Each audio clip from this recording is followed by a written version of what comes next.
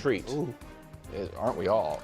Last night, while devouring a delicious bag of candy corn, an elite committee of savants, geniuses, and dipping sauce enthusiasts just put them all over the table, just everywhere. Get a handful of chicken sandwiches. How many dipping sauces would you like? Is that where all I don't know, 75? Why don't you go in the back and get a big thing of cardboard and just give it to me, and then I'll bring it into the break room and scatter them about like it's Easter morning, and we can all go in there and say, oh, look what I found, Dad. Fought and toiled and burned with midnight oil to deliver the most definitive and fair segment in all of sports. It's an honor and it's a privilege. It's time for Nick's Tears. Except Nick. And First Things First are currently not having a show right now because they're off because of MLB playoffs. So I will be taking over right now because I did the same thing for the quarterback rankings, the Mahomes Mountain, and you guys love that so much. I had such amazing positive comments in the comment section where people were just like, you're so great, you're amazing, keep doing it. And I was like, all right, fine. If that's what you want, I guess I'll keep doing it. No. So the comment section was crazy as per usual, but it's still a lot of fun. I enjoyed it. And so people did come out and say, hey, you should do, Julian Lucas ladder for the power rankings, for the team rankings. So I said, all right, that's a great idea. Good call. One of the benefits of actually reading the comments. So that's what I'm going to do now. Figured it would be fun. This is more interesting to me because these teams that I've picked and the order that I picked them in, it's such a combination between what I'm seeing right now and then also kind of a future prediction of how you think things will unfold or what it will look like. I struggle so much more with that than being able to do it with just the quarterbacks themselves and being able to focus on just this season, because there obviously is going to be some sense of like who you think this team is now and who will they continue to be as time unfolds. So without further ado, let's jump right into it. I didn't do all the teams like kind of Nick does, just because like what am I going to do with the New York Giants and the New York Jets? Pretty much anyone in New York, like what's the point? I'm sorry. There's just not, unfortunately. Here are the Raiders and the Tennessee Titans. I'm sorry. I put these two teams specifically on this ladder because these were two teams that I thought were going to be a lot better or just have a lot more juice, just more interest to them. Intrigue. I'm sorry. I was incorrect about that. Geno Smith has been shockingly terrible. I still believe in Cam Warden and what they could do. But the Tennessee Titans are just a bit of a mess, and I was expecting, again, a little bit more oomph to that team right now, and they're just not right now. Maybe it'll turn around. I don't know. Not banking on it. But it's just, if you got to play either of those teams right now, of course, with the collection of the other really, really bad teams, you're like, all right, I'm pretty happy about, I feel pretty good. This is a good get-right game or something. So, unfortunate for those two fan bases. Maybe hopefully they can turn things around, but as of right now, it just doesn't feel good. Then we got the next group. What? Did you just call me? We got the Dallas Cowboys, the Atlanta Falcons, the Chicago Bears, and the New England Patriots. This is a fan base that they're ready to go, man. They are like, no matter what you say, no matter what you do, no matter what take you have, it is just wrong. I mean, the team is actually really good. I think they should win. What do you mean we should win? We had all these injuries. It's not fair to say we should win. And it's like, okay, I'm sorry. You're going to lose then? What do you mean we're going to lose? Why do you always doubt that we're going to lose? It's like, you guys are going to tie. I don't know what to say to you guys. Like, I don't know. I think your quarterback is actually playing pretty well right now, but he still has a lot more room to grow. What do you mean he has got a lot more room to grow? He's one of the best quarterbacks I've ever seen in the history of the world. It's like, okay, he's a great quarterback. I think he's going to play a great game this weekend.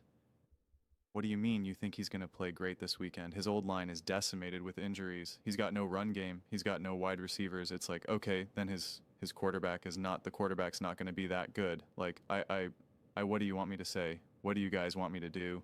You guys just tell me. Just tell me. I'll just say it. I'll just say it. The Atlanta Falcons are going to play the New England Patriots in the Super Bowl. That's who it's going to be. Drake May, Michael Penix Jr., that's who it's going to be. I believe in it. I believe in it. I'm so sorry. Whatever you guys want, we'll say. But in all seriousness, all of these, these 4 teams I think are really interesting. These are 4 teams that I can't fully make up my mind. I do think Caleb Williams needs he needs to continue to grow and evolve. And he's had some good games, but it's just the games that he's played well in, the stakes are they're just not there. And so I want to see more nuanced, continued growth and high quality play with Caleb Drake May. I mean, I thought that was such a great statement game against the Buffalo Bills on the road. Huge. There was a lot of other factors at play there as well. The Bills did not play well. And again, the Patriots deserve the win, 1,000%. But the Bills definitely were not playing well. It is a divisional game, so it is a little different when you have a statement game against a division rival. We know that with just divisional games in general, right? In a weird way, it would have been more impressive for the New England Patriots to beat the Chiefs, the Eagles, the Lions, because it's just, you just don't have that divisional feel to it, the Diggs revenge factor. So you just want to continue to see them grow. And again, the Penn and the Atlanta Falcons, it's a team that I believe in, but it's the coaching staff and the decisions that they make. It's just a wait and see kind of a thing for me with the Atlanta Falcons. And I think the Dallas Cowboys have definitely been really impressive this season. I always had them as as a boomer team this season, where it was just like, I think you're going to take care of business. All the games that you're supposed to win, you're going to continue to win. And the real question mark is, how do you play against the Packers? How do you play against the Eagles? How do you play against the Lions? How do you play against the Bill? It's like, how do you play against these teams? Can you keep up? Yes or no? I don't really think we have that answer. I know we saw, obviously, them against the Packers and whatnot. But, I think the Packers are still also figuring things out as well. Then we got, this isn't going to end well, but the whole middle part is going to be awesome. It's a quote from New Girl. I'll just play for you. Yeah. I know this isn't going to end well, but the whole middle part's going to be awesome. Good for you. That's what these teams make me think of. It's not that I think that it's not going to end well for them, but to me it's just like, I don't know what's going to happen, man, but it feels like it could be a wild ride. What is going on with the 49ers and M. Jones, Brock Purdy? I mean, I honestly don't know. I mean, seriously, I really don't know. Purdy's issues could potentially be chronic, potentially just like Joe Burr. It's just like, I don't know. The Commanders, again, they've dealt with their share of injuries right now. Daniel's missing games. Their wide receiver, Terry McLaurin, has been out. So I just think this team is, I don't know when we're going to see the complete picture just yet. The Minnesota Vikings, Carson Wentz, J.J. McCarthy. It's just again, I don't know, man. What I saw from Carson was awesome. Carson is definitely an older quarterback. He's like 32, but as Colin will say, he's an old 32.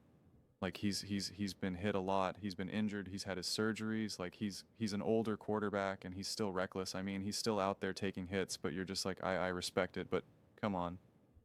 And he makes some brilliant throws. He had such beautiful throws against the Cleveland Browns. So he can win games. He can lead this team. No question about it. But he's an older quarterback and it's always a roll of dice. And are they going to do this back and forth? JJ, again, I don't know. And neither do you. So, what the heck? The Jacksonville Jaguars, the game that we saw against the Kansas City Chiefs, is the perfect epitome of who this team is. It's just like, wow. What? I mean, again, I said this in my mountain video where I'm just like, that was one of the most insane game-winning drives I've ever seen. It was just like, they're going to win. They're going to lose. They're going to win. They're going to lose. They're going to win. What the heck was that? I mean, it was every emotion. It was every emotion you could feel throughout a football game was all in that game-winning draft. I mean, just ridiculous. So it's just like, I don't know. And this is a Jacksonville Jaguars team. And I keep saying this because I think it's important. And I think it proves that I'm like how honest I am because they're 4-1 right now. They're winning games. And this is a team that I said, hey, I think Liam Cohen and Trevor Lawrence are going to work. I think they're going to, have a lot of success together, et cetera, et cetera. And like, I could easily be doing a victory lap right now. I could easily be like, I told you so, I told you so. But I'm not because I'm like, I don't know. This team is weird to me. I can't wrap my head around it. Like they're winning some games and they're having some great drives, but there's still plenty of moments where I'm just like that I don't know. And the Pittsburgh Steelers, right? Talking about an old quarterback with Carson Wentz, like Aaron Rodgers is distributing. Aaron Rodgers is definitely the leader of that team. Obviously at least the offense. I know they obviously have some veterans like TJ Watt and whatnot. I'm not taking anything away from them, but like he's the quarterback. He's Aaron Rodgers. He's incredibly important to the to the success of this team. But he is also older as well. Like you see it. You see it. But what they were able to do, the coaching, offensively, the game plan, I just thought what they've done recently was really, really, really impressive. And I'm fascinated to see if it continue. If they're going to be able to continue it. That division is obviously a mess right now. So they're in the driver's seat.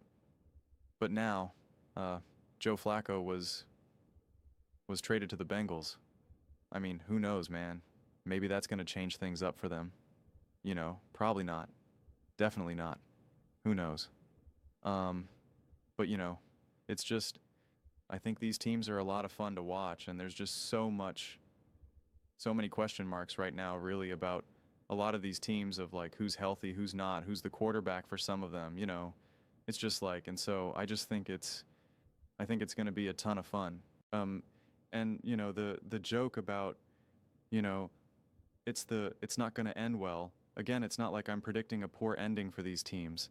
But these teams do feel like they have the most like crash and burn potential, where it's just like, wow, this is great, this is great, this is great, and then only for things to kind of pop. And again, the Commanders are a little bit, not the Commanders don't necessarily fit that perfectly, but again, they're hard to evaluate right now just because they haven't been fully healthy.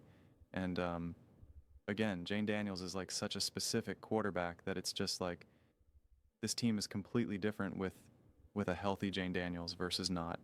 And Terry McLaurin too as well. Their wide receiver one. Then I got What If I Told You? I Told You So. These are the teams that I think it's not that I told you so. That's not what that's meant to be. If they win, and if they continue to keep winning, and if they win a Super Bowl, it will be the most gigantic. I told you so. I told you so. I told you so. Greg Jennings is going to go nuts for Daniel Jones and the Colts, the Broncos. I mean, it's just going to be just getting after Nick Wright and Bo Nix and just, I told you if they win the division over the Chiefs, I told, Nick said he would shave his head if the Broncos were better than the Kansas City Chiefs, right? Just an avalanche, the Seattle Seahawks and Sam Darnold. That will be a little bit more of me being like, I told you so. I told you so. Because it was like, and same thing with B Nix and the Broncos. Because it was just like the doubt of Sam Darnold and Clinton Kubiak and what they're doing. It's like, yeah. The Rams Stafford still got it. Still got it. Like, especially on First Things First, like you have Brew, you have Wilds and stuff. Like they seem to doubt Matthew Stafford. I don't get it why Stafford is elite. Stafford is special.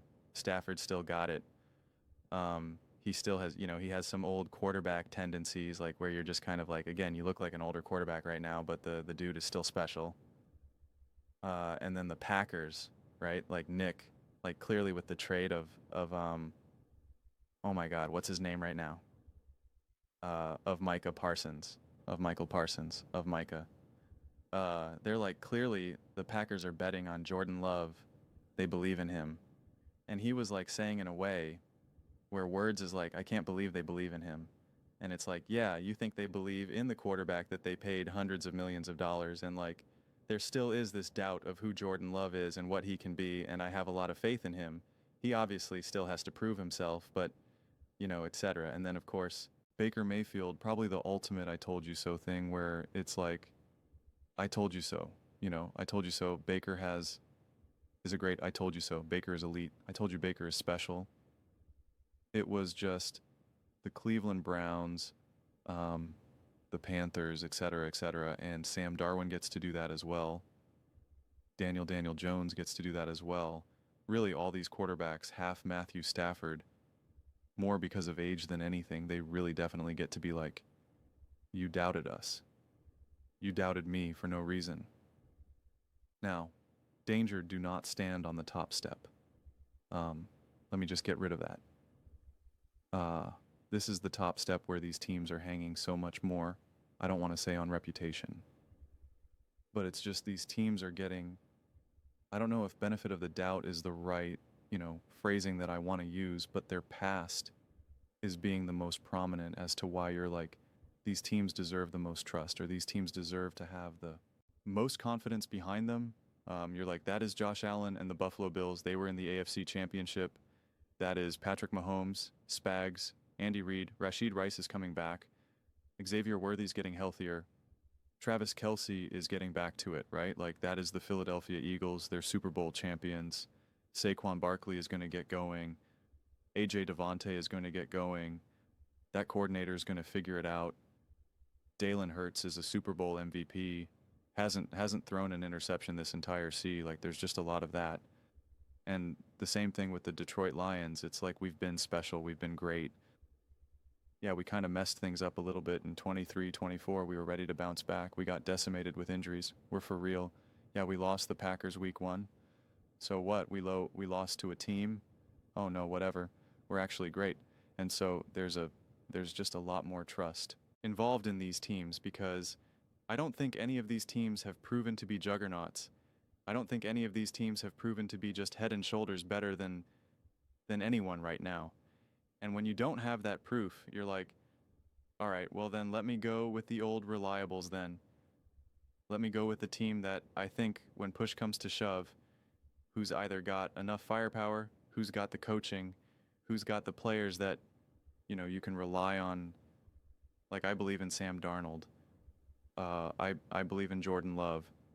I believe in some of these teams, but it's just like, I know I've seen Jalen Hurts rise to the occasion. I've seen Patrick. I've seen Josh Allen. And I think the Detroit Lions right now, their collection of roster and coaching staff seems to be the most connected right now.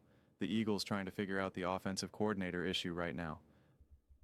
So it's just I don't know. It's interesting to me. It's like, I trust Stafford in those moments too, but it's just like, is the defense good enough right now? I trust Sean McVay, but it's like, is the roster there enough, right? Like, are they able to do that? You know, Jordan Love, it's like, can you play an incredibly high quality game in the biggest moment, you know, on the road in the playoffs or whatever, right? Can you close out and win the division? Can you march down and beat the Lions again to secure the division, right? Like, these are questions that need to be answered. They really do for a lot of these teams. And so it's kind of interesting, because when I was making this list, I was looking at this list, and I'm like, the quarterback rankings for me, the way how I tried to do it yesterday, were very much like, I really wanted to be fluid. I really wanted to change. To me, that's the most fun. But when I look at these teams right now and the way how all these teams are playing week to week, it's hard for me to imagine this is going to move that much. Which is why I was on the fence of like, I was on the fence about maybe making like 2 lists where I was like, one is the ladder of like exactly how teams are playing right now. No predictions, no belief that like, oh, Rashid Rice is going to get better, or the Philadelphia Eagles, Kevin Petula, the offensive coordinator, is going to get better, or the Buffalo Bills defense. It's just strictly who's playing right now, and then having a separate ladder of like what teams do I trust in the, they just get transported into the Super Bowl. Who you got, right? And it's just like, yeah, I think those are to me are different questions and different answers. And so with something like this, it's like, things only change so much to me right now in this moment of time. Whether the Jags beat the Chiefs or the Chiefs beat the Jags, it's not really going to move me too much in terms of how I feel about the Chiefs. But again, that's a big future projection and prediction that I keep trying to emphasize to you guys. Like, I personally don't love to do, but it's still hard for me to just doubt that, right? The 49ers, I think, are 4-1 or whatever. But like, you watch the 49ers and the Rams, and that was an awesome game and a huge win, a hugely impressive win by the 49ers. Again, the 49ers deserve all the credit in the world. But I watched that game, and I'm still like, I'd rather have Matthew Stafford, Sean McVay, and Puka Nacua. I got more confidence in that. And again, if you're talking about on the road against the Eagles, the Lions, you're just like, yeah, I feel much better having Stafford and McVay there. It's just the lens that I'm looking at it through right now. The Pittsburgh Steelers, again, they're winning games, and I've been, really excited and impressed to see what they're continuing to do. But it's just like, how's Aaron Rodgers going to look in January? Like, I don't know, man. In the freezing cold, right? It's kind of snowy, kind of wet, kind of rainy. Pittsburgh weather especially, it's always like it's cloudy, coldy, and moist in the air, just like a wet, snowy rain, whatever the heck it is. And you're just like, I don't know what that's going to look like. And I know we could be like, oh, he played in Green Bay and stuff. And it's like, yeah, not at like 49 years old. So it's just like, there's just so many question marks right now. And I don't know how I 100% get the answers, because when I look at these teams, like I said, I'm thinking so much. My default lens is who's going to win in the playoffs. How will this game unfold in the playoffs? And so it's like, if the Commanders are playing the Chiefs right now or something, and the Commanders beat the Chiefs, it's like, I'm not like now automatically like, oh, the Commanders are at the top now. Or if the Bills lose like a rough game or a close game to the Eagles, I'm like, oh, there you go. See, the Bills are clearly, beneath the Eagles. Like, it's just not how I can look at it right now. So, if anything for me, I still want to continue to see 10, 11, 12, 13 weeks, of worth of games to really be able to try to get a clearer picture. See, does Carson Wentz settle down with the Minnesota Vikings? Do the Steelers continue to show that they've been able to make like some really great coaching adjustments, and their defense now is catching up to speed? Who is the quarterback for the 49ers? The Commanders, Jaden Daniels. Stay healthy. Is Terry McLaurin coming back? Jacksonville Jaguars. Did they just get off to a slightly rocky start with a new coach? Have Liam Cohen and Trevor Lawrence settled in together? Now they're starting to achieve what I thought they were going to achieve. Does Sam Darnold continue with the momentum that he's been having? When the Tampa Bay Buccaneers get healthier, like, what are they going to look like? Like, there's just such an insane amount of questions that I'm personally in no rush to try to figure out. Like, I know week to week, everybody always wants all of these answers. I'm definitely just, I don't try to rush to get to the end of the story. I don't try to rush to try to figure out who's going to win the Super Bowl, who's going to be the top team, because the problem is, once you make those conclusions, if you make those conclusions in week 4 and 5 and 6 and whatnot, then you skip over a lot of stuff. You watch games through a very narrow lens. If you reach the conclusion, I don't think the Jags are very good, then when they beat the Chiefs, you're just like, they're not that good. That was more of a fluke. Like, you just look at it through a foggy lens, and that still might be the take. Yeah, they're actually not that good. That was a fluky, but whatever it is, it doesn't mean that conclusion is necessarily wrong, but you just want to be able to look at it through clear eyes. And so when I'm looking at a collection of these teams, at least at this point, going into week 6 and whatnot, I just don't got a tight grip on how I'm going to view these teams right now. And so right now, especially, I am really just falling back on what are the teams that I trust the most, the coaches, the quarterbacks, et cetera. And so that is how I personally came to this list right now. But those are just my thoughts. I'd absolutely love to hear yours. What do you guys all think about Nick's version of my tiers? My tiers of Nick's tiers. Let me know in the comments below. Let me know what your rankings are. Let me know how much you love my rankings. I know I assume that I'm just going to read the comments and everyone's just going to be like, man, this is so great. You're so perfect. So I'm looking forward to reading those comments, honestly. But let me know in the comments below. I read every single comment. It's whether you agree with me or disagree with me. Either way, let's get in some discussions. Let's get in some fights. But ultimately, let's just have some fun. And please do consider subscribing. We are building an amazing community here, and I absolutely love to see you part of it. I want to build something that we all generally feel connected to, something that we're really excited to be a part of. I think we're well on our way to doing it. Please don't forget to give this video a thumbs up. It really does help the visibility and the algorithm. Thank you so much. See you next time.